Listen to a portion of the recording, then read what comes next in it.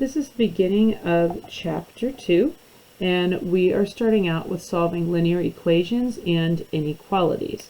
So, an equation is a mathematical statement that two expressions are equivalent. So an equation is going to have an equal sign in it. The solution set of an equation is the value or values of the variable that make the equation true. If you have a linear equation,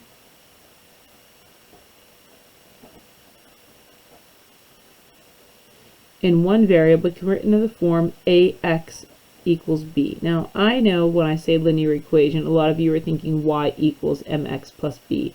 But the idea is that x is to the power of 1, a is a constant, b is also a constant, and a can't be 0 because that would take out that linear equation. So some examples of linear equations in one variable without the introduction of y would be something like 4x equals 8. Or we might have 3x minus 2/3 x equals negative 9. These are like terms we could put the x's together. You could have decimals. 2x minus 5 equals 0.1x plus 2. These are all examples of linear equations with one variable. Nonlinear equations would have something more than x to the first. These all have an x to the first. That's the ticket to a linear equation. Nonlinear equations, something like 3 with the square root of x plus 1 equals 32. 2 over x squared equals 41. There's two issues here. One, you have a power of 2, and also you have a variable in the denominator. My apologies. Couldn't pause fast enough. So I have 2 over x squared. So again, two issues here. You have an x in the denominator, and you have more than a power of 1. You actually have a power of negative 2, and that's why it's down in the denominator there. You also cannot have something like a variable in the exponent there. This would be an exponential equation, not linear. So there are some examples of nonlinear equations. So there are properties of equality.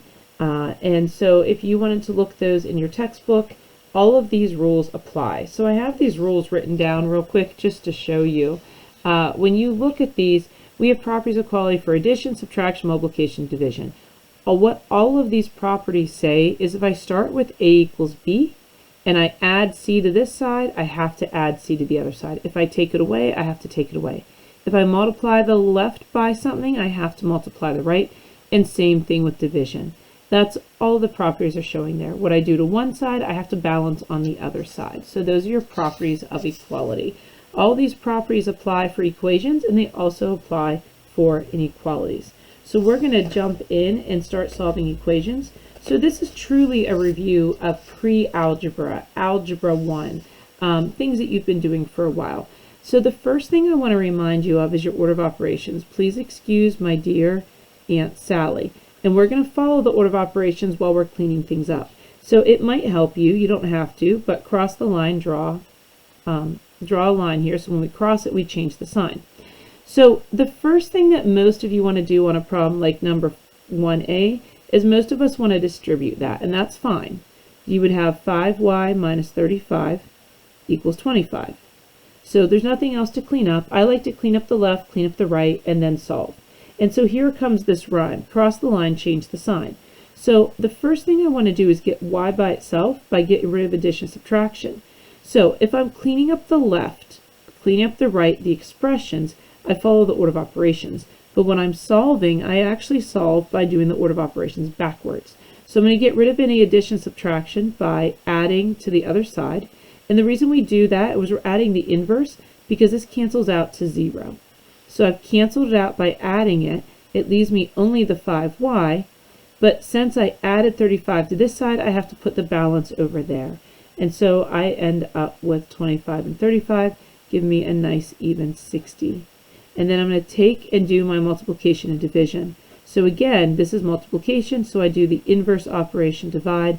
I get y equals 12. Now, when I'm done with that, before I would move on, I should take that 12 and plug it in and see if it evaluates to give me 25. Okay, now, real quickly, I would have done this problem differently. Instead of distributing, because this works out nicely, I would have actually taken my first step to divide by 5. Get that 5 out of there. Because I'm following the order of operations, I'm going to wait to do parentheses last because it's at the top of my list. So I'm left with y minus 7 equals 5, and then I would add 7 to both sides, and I also get y equals 12. So there's two ways of doing that. Now, when would I not divide by 5? If this side didn't divide evenly by 5, I wouldn't divide first. If I had more than one thing over here, I wouldn't divide first.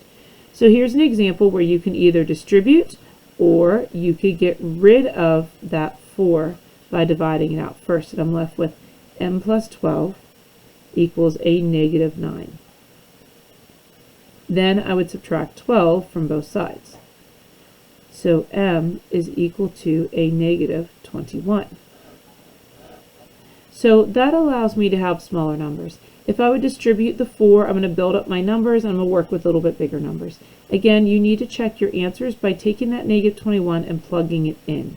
So always go back, take that number, plug it in. You could just use your calculator to do that. So let's just do that real quick. In my calculator, I would take 4 times, I have negative 21 plus 12, and I would close parentheses and see if I get negative 36. So it works. We are going to have some answers that are false answers, so we always want to double check our work. All right, looking at the next one, there's a lot going on. So again, this might really help some of you to draw that line. On the left-hand side, I want to clean up like terms. So I really have a 6y and a plus 28.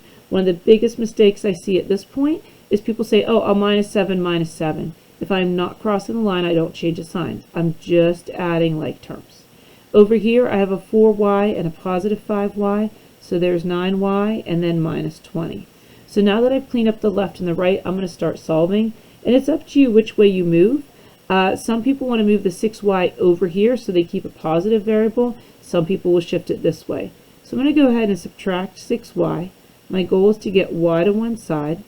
I keep the positive 28, I keep my equal sign, I get 3y equals negative 20.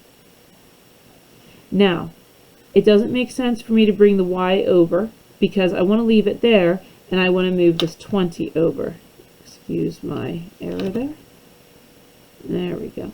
So I will add the 20 over so I can get the constants on one side. And so I get 48 equals 3y. And then I'm going to divide both sides by 3. And y equals 16. All right, so again, take your answer, plug it in, make sure that these sides are equal to each other. All right, another problem, a little bit of stuff going on both sides. So we're going to clean it up, 3k minus 14k. So clean that up to negative 11k, still plus 25. And on the right side, I have a negative 6k and a 2 and a negative 12, so negative 10. You always want to double check your signs and always show work. That way if you make a little error, it can be caught. That one little error can cause a wrong answer and you would lose a lot of credit. If we see that it's a negative sign, yes, you will lose credit for messing that up, but you won't lose more credit overall because you can see the rest of the work would be correct. Okay, again, up to you what you do. I think I decided to move the 11k over to keep it positive, but you might just always want the variable to the left. So I have 25 equals a positive 5k minus 10. Leave that k where it's at, isolate it by adding the 10 to both sides to cancel it, and I get 35 equals 5k. So now I'm going to divide both sides by 5, and k equals 7. All right, again, take the k for 7, plug it in, and see if the sides are equal to each other. Whenever you go to check a problem, you always want to go back to the original in case you made an error. Okay, so we're going to keep going here. We have some equations that end up being called identity. Identity equations is an equation that's true for all values of the variable, such as x equals x. If that's true, we have infinite solutions or all real solutions. And so you could give me infinite solutions, you could write that and abbreviate, or you could write all reals with that double-lined R to say all real solutions work. So if everything cancels out and you get a true statement, like 5 equals 5, 10 equals 10, then you have infinite solutions. If it doesn't work, it's considered a contradiction. There is no number that will make it true. A contradiction is an equation that has no solution, such as 3 equals 5. That is not true. 3 will never equal 5. So you can either write no solution, the empty set, or the null set. No solution, again, you might abbreviate it to no solution. Empty set would be the empty braces. The null set is the circle with that slash. We use that a lot for no solution. Okay, so identity is when everything works. It's always balanced. Contradiction is when it doesn't work. And I'm just going to flip it back to the front. These statements are considered conditional statements. So conditional statements are when you have one or two solutions. And so this statement is true if y is 12. This statement is true in the condition that m is negative 21. So when you have that one solution, it's your regular problem, it's a conditional statement. But when you have no solutions or infinite solutions, it's contradiction or identity. So let's go ahead and look at these. These are going to be considered special cases. So when I come through to do this, I clean this up and I get 7x plus 5 on the right. And I can see right here that I'm done. This solution is all reals or infinite solutions, and it's considered the identity statement. So this is your answer, all reals, but I want to classify this as the identity. So if you look, the left side is equal to the right side. Okay, so whatever I put in for x will always give me the same answer. Now, if I didn't catch that, maybe it wasn't so clear, I didn't see it, I was just working along, and I go to move the 7x, what happens, and I'm going to have a habit of moving my variables first, is I get that 5 equals 5. And so we want to be careful here. X is not 5. X canceled out. 5 equals 5 is always a true statement. So if it's always a true statement, then that means your equation is balanced and anything I throw at it will work. All right, so let's look at example B. This is one where it's 8 times the quantity. I would not divide by 8 because of all these pieces. So this is one where I would just distribute the 8. So I have 8y plus 56 equals, add like terms, 8y minus 8. Okay, I can look at this right now and tell you there are no solutions because it contradicts itself. It's a contradiction. So again, the answer is no solution. The classification is a contradiction. Why do I know that? Because here I have 8y plus 56, and here I have 8y minus 8. If 8y is equal to 8y, which it is, and I add over here and I subtract over here, there's no way this equation is going to balance. That's why I know it's no solution. Again, let's say I'm just moving along and I go to move the 8y's. I see that these cancel out and leaves me 56 equals negative 8. That is a false statement. It will never be true. And so since it will never be true, never be balanced, I'll never find a y value that will fit in there to make this equation true. All right, so this is a good place to pause and you to try these last two examples on this before we move on to the next concept. All right, so if we're looking at this, we want to split it. I have 3v and negative 4v, so negative 1v minus 9 is equal to, don't forget to distribute that, negative 5 minus v. I can tell you again, no solution. This is a contradiction statement. How did I catch that so easily? Well, I was looking, and they're both negative v's. And here I take the 9 away, and I take 5 away. No way for these to be equal. Let's say you don't see that, and you decide to move the 9 first. That's okay. I get negative v, that cancels out, equals 4 minus v. And then when I go to move the v's, that cancels, but it cancels here. And this is what you guys have to consider. What's on the left is 0. What's on the right is 4. So again, there's that false statement. V canceled out. V does not have a solution. All right, looking at this next one, same idea. I want to distribute here. I would not try to divide by 2 because this is going to be a little bit messy. So let's distribute 2x minus 12 equals, and we add like terms here, negative 5x and 7x is 2x minus 12. If you're catching this, you can see that this is going to be always true. It's all reals. It is an identity statement. Again, if you didn't catch it and we work it out, maybe you choose to move the 12s first. So that cancels and I get 2x equals 2x. And right there it is, guys. Even if I do this and divide by 2, I end up with x equals x. So in this case, the x didn't cancel out, but it's always a true statement. Someone else might have done it differently. Someone else might have done this. They had the 12x minus 2x minus 12 and the 2x minus 12. And if you're moving along, let's say you move the 2x first, you see that someone else might get negative 12 equals negative 12. So it's not that x is negative 12. It's that I got a true statement that will always be equal. I got a true statement that will always be equal. It leads me to know that all real numbers work, okay? Or infinite solutions. So either answer is acceptable. All reals or infinite solutions. All right, we are going to change pace here, and we are going to do some inequalities. So if we look at inequalities, we are going to follow all of the same rules. And it's a statement that compares two expressions by using these symbols. So we have our less than symbol, our greater than symbol. We've been using this when we were doing set builder and interval notation, translations there. Less than or equal to, greater than or equal to. And there's one more inequality statement, and it's the not equal to sign. We're really focusing on the less than and greater than ones, but I want to make sure you remember that's also an inequality symbol. Now, the solution to an inequality,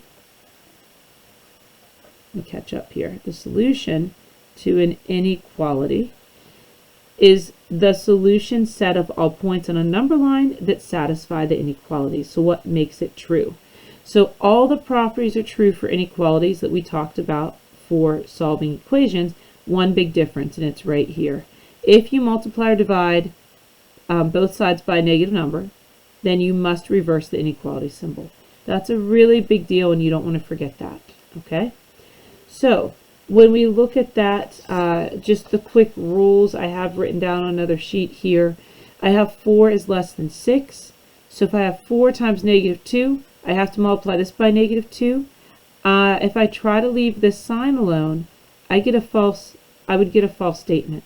So the minute I multiply, and I had this sign here, less than, when I multiply by negative, I go ahead and I flip that sign. Because negative 8 is greater than negative 12. You're taking something on the positive side of the number line and reflecting it to the negative side. And so it flips our inequality. Same thing with division. 4 is less than 6, but when I divide by negative 2, I take my inequality symbol and I flip it because negative 2 is greater than negative 3. So always flip that inequality symbol if you're multiplying or dividing by something less than 0, which means a negative number. Okay, so let's go ahead and do these examples. We start the same way we start with an equation. If you want to draw that line down there, you can. And here's your decision. I'm going to go ahead and do these two different ways. The first one, I'm going to bring this 12x, I'm going to bring it over here. Because for some people, they always want the x on the left. For some people, that causes, an issue. They don't want the negative number. So I end up with a negative 3x plus 4, still less than, don't lose that sign, negative 11. So that means I'm going to move the 4 over, and I have a negative 3x is less than negative 15. And with that, I'm going to divide both sides by negative 3, and I get x is, here it is, greater than positive 5. Okay, so because I divided by a negative, you're going to flip your inequality.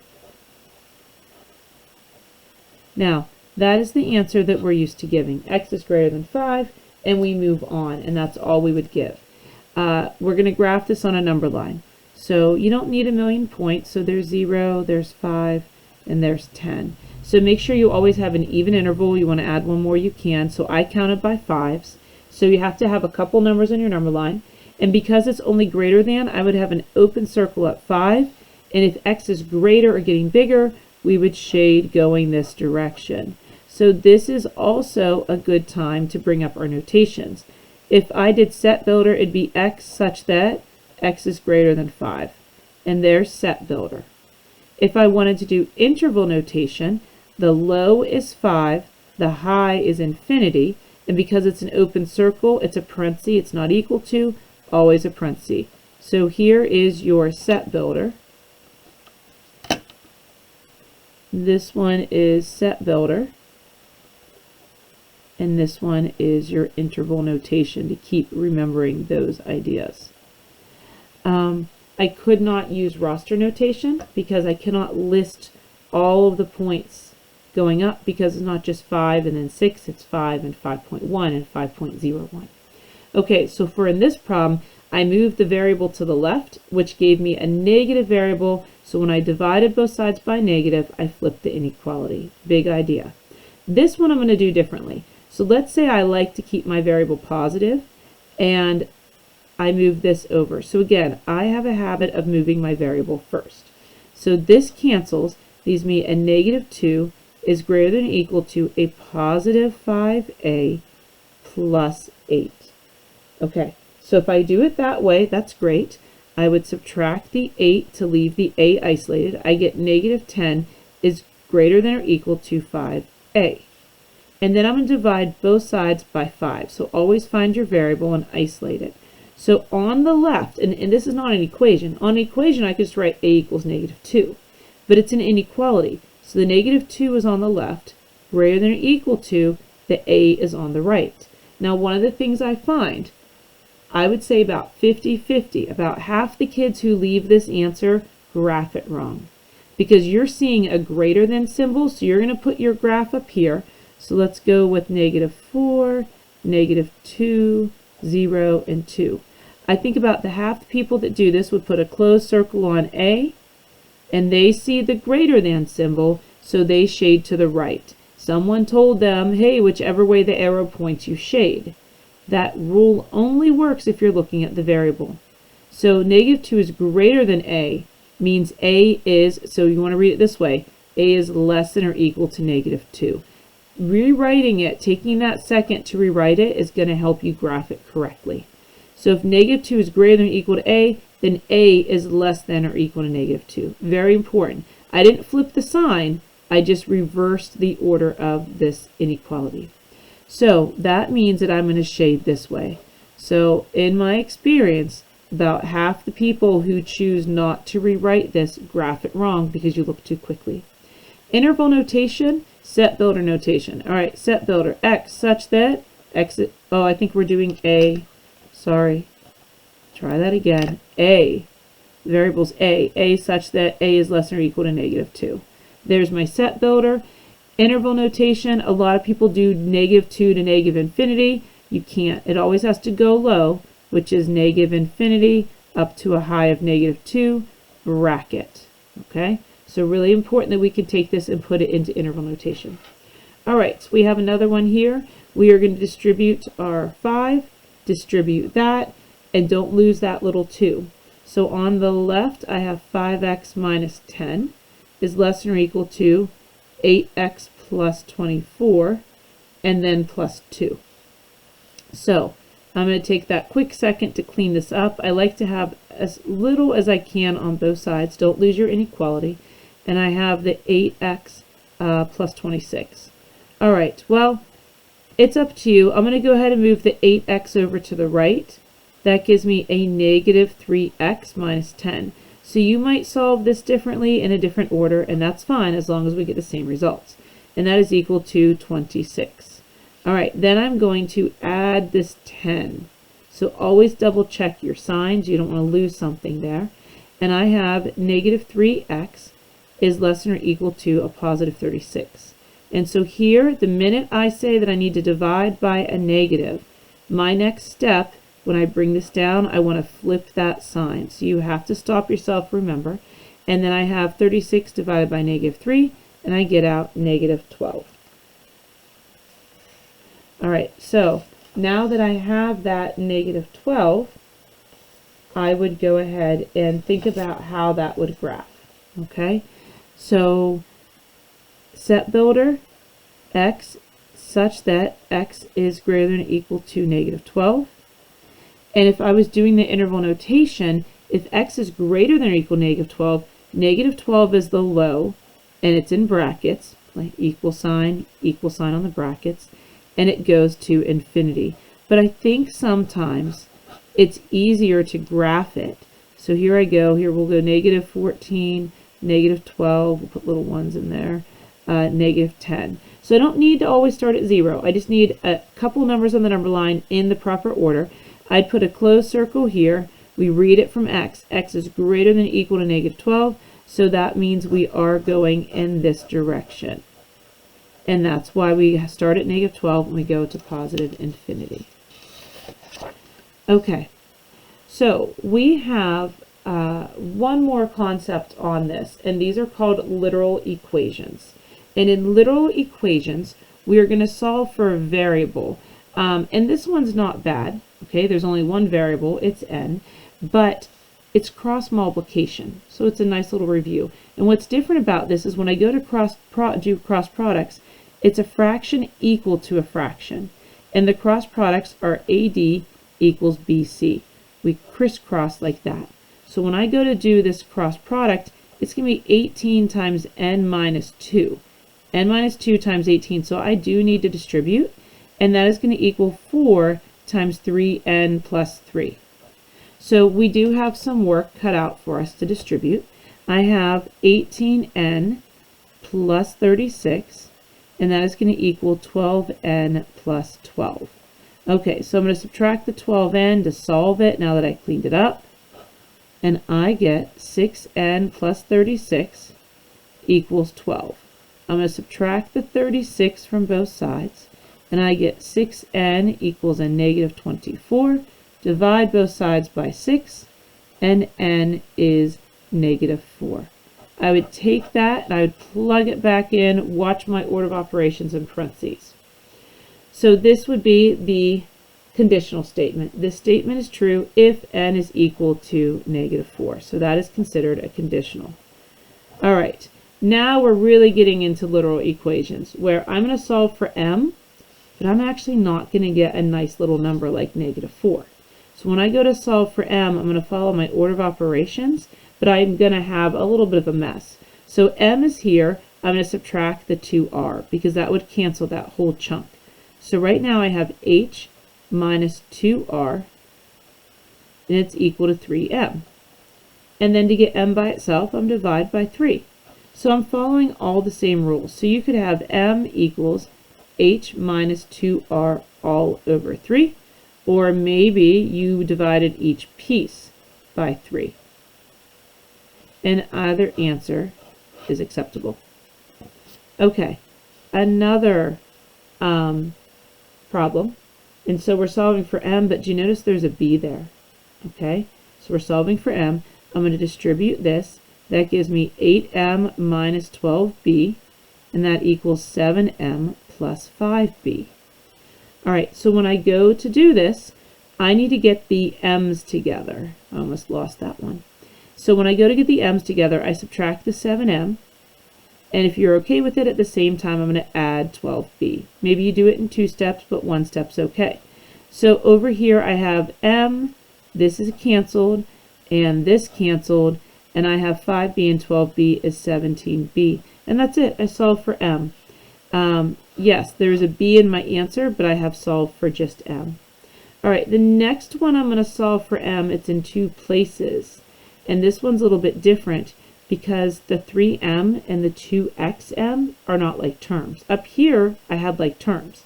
So I'm going to pull the m's to one side. I have 2xm minus 3m. I'm going to subtract the 3m, subtract the 3m, but I can't actually put these together. And I'm going to add the 4x to get it out of there. So anything that has an m on it, is on the left, and anything that doesn't have an m on it is on the right. So I'd already moved this, and I have the negative 3 plus 4x. So here's the trick. You ready? I have m in 2 places. You're going to factor out the greatest common factor, So they both have an m. I'm going to divide the m. I'm reversing the distribution. That's all I did. So I want to show this idea and put this idea into your head. When I have the variable in two places, I isolate it together on this side, and they both have an m, so I reverse distribution. Instead of having m on both of these, I pull it out. So there's my 2xm, there's my negative 3m. And if I'm trying to divide, I'm trying to solve for m, I'm going to divide by this chunk. And so m is left there. And so that is my answer. M is equal to negative 3 plus 4x. Okay, that's it. That's the end of the notes. I know that was a little bit longer, but we had 3 big concepts to do. I want to take a couple minutes and start going over some of the homework with you. So rather than making a second video, I am adding to this one. So I have some homework problems that I pulled out of the textbook. So you need to pause this video and you need to do the full homework assignment. And once you've done this homework and checked it, you can come back to this video and get a little bit of help on anything that you were stuck on. So I'm starting out with solving equations. The problems that I have here are just equations. I do not have any inequality ones on here. So I'm going to distribute, and I have negative 0.5r, and I have a positive 1, and that equals negative r minus 2. And so when I go to clean this up and solve it, I would add r to both sides. That gives me a positive 0.5r. And if you were okay with it, you can move the constants at the same time. So I have 0.5r is equal to negative 3. Now, take a second when you do this. I'm going to divide by 0.5. I'm dividing by half. So how many halves are in negative 3? I would get r equals negative 6. And that is my answer, and I would take it and plug it in. All right, I have number 15 here for you. Same deal. I would want to clean up the left, so I'd get a negative 3h plus 4, and then I would get a negative 3. Oh, look at that. Do you see that these are both balanced? I can stop there and say there are infinite solutions, or I could say all reals. If you didn't catch it, you can keep going, add the 3h, and there it is. I got 4 equals 4, and that's always going to be true. All right, I have number 17 here for you. I'm going to go ahead and distribute that, and I have a negative 4p plus 0.5 is equal to negative 4p plus 1. And right here, I can tell you there are going to be no solutions. So the null set, or the words no solutions. Because negative 4p plus something, like a half, and plus something different like 1, will never be a true statement. Again, if you didn't see it and you move, I like to move the variable first. That cancels out and leaves me 0.5 is equal to 1, and that's not true either. All right, 21's a little different. It's a word problem. Thought it'd be good to go over. So we have a pen that floats 30 inches above a floor. Okay, so we are in space, all right, or in a vacuum testing for traveling to space. So we have a pen that's floating 30 inches above the floor, and it's rising 1.5 seconds per inches per second. So I've got the pen 30 inches high. It's going 1.5 inches per second. We want to know how long it will take to hit the 6-foot high ceiling. So the first thing I want to do is talk about converting this. And let's just make a little room here. Here's my room, okay? We're in a box. And here's my pen. And my pen is 30 inches high. But my room is 6 feet high. Well, I can't use inches and feet, so I'm going to go ahead and take this times 12, and I should get 72. So this is 72 inches tall. Okay, so with that in mind, I want to know how long the pen is going to take to hit the ceiling, and it's moving at 1.5 inches per second. Okay, I want you to think about that. 1.5 inches every 1 second. That's really important that we take that idea and think about it as a ratio. All right, using these ideas, I can do this without making an equation. Here's what I'm thinking. Without making an equation, I have 72 total inches to travel to get to the ceiling. It's already traveled 30 inches. So if I just take that 72 minus 30, I have 42 inches for this pen to travel. So take those 42 inches and divide it by that 1.5 inches every 1 second. Okay, so if you want to talk about fractions here, that'd be 42 inches over 1. And instead of dividing by a fraction, we multiply by the reciprocal, 1 second per 1.5 inches. The inches would cancel, and I would multiply the 42 times 1 and the 1 times 1.5, which essentially is 42 divided by 1.5. And when I do that, I get my answer in seconds. So 42 divided by 1.5, I get 28. So that's what it would look like if I would just do a little math on the side, and that's what happens with my variables. But I can figure it out that way. The other thing I can do is write an equation. I have a total of 72 inches to travel, and that equals the rate of 1.5 times x plus the initial 30. So I have to go 1.5 inches every second. So it's 1.5 inches per second times x. And x is my time in seconds. And so the seconds would cancel out, leave me inches plus inches to get 72. So if I write this equation, then I would solve it. Subtract 30. Hey, that's exactly what we did, right? And I get 42 equals 1.5x. Then I would divide both sides by 1.5, exactly what we did. 42 divided by 1.5. I just showed the labels over here. That cancels, and x again is 28, and we need the label of seconds. All right, so this was just a quick recap of a conditional statement. So this one was conditional, where we got one solution.